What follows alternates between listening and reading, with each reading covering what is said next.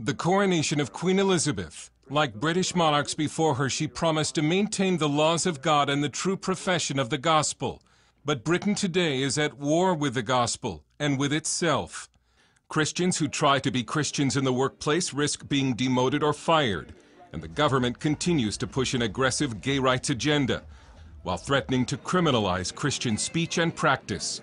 Christian politician and activist George Hargraves. Yesterday, I got a letter from the Advertising Standards Authority of a complaint saying that my billboard that says Britain is a Christian country is offensive to atheists and other religions, and it incites hatred against them.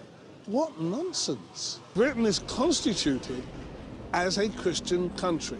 Daily prayers are said in Parliament, whether atheists like it or not.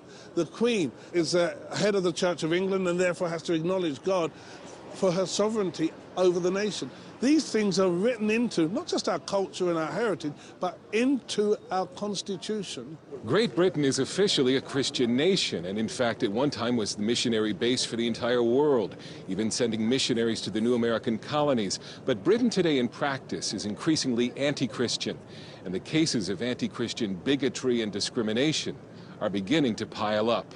In response, Christian legal centers have mobilized. Lawyer Andrea Minichiello-Williams of Christian Concern for Our Nation warns that if British Christians don't step up now, Britain is on a path to criminalize the practice of Christianity in public.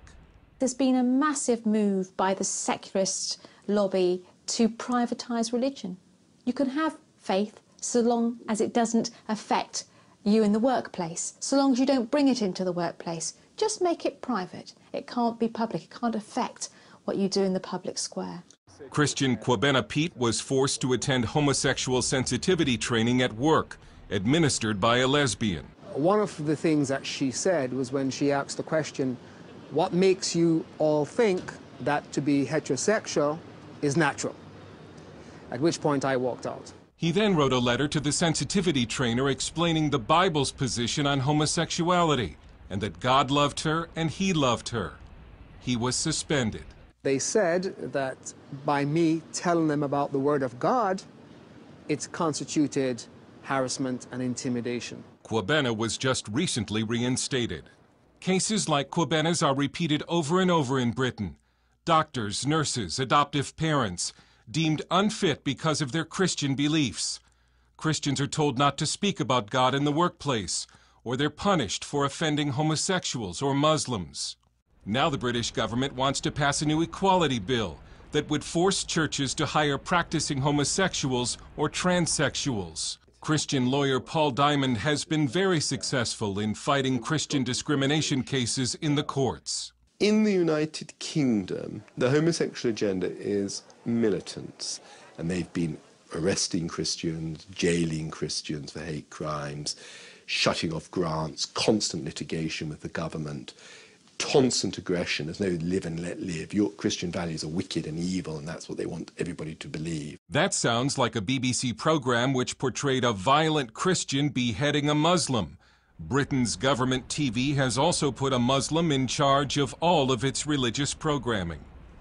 Islam continues to advance in the UK in large part because the government and media give it almost a protected status, while essentially persecuting its own state religion, Christianity.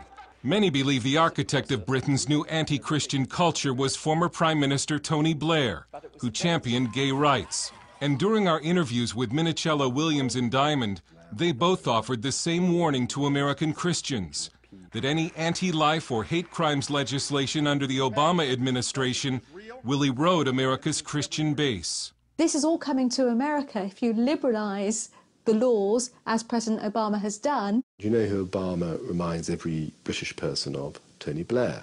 Charming, persuasive, convincing, appearance of moderation, and then shoved all the Judeo-Christian values down, saying he was a Christian as he did it. So we know what's going to happen in America. We know what's going to happen to your 40% church attendance. It isn't 40%, it's going to be 20%. When the federal and state government starts saying, if you criticise homosexuality, the hate crime laws will apply to you Christians. By some estimates, it only took about 10 years to almost completely undermine Britain's Christian heritage. Barring a sudden move of God, it's likely to take far longer to restore it. Dale Hurd, CBN News, London.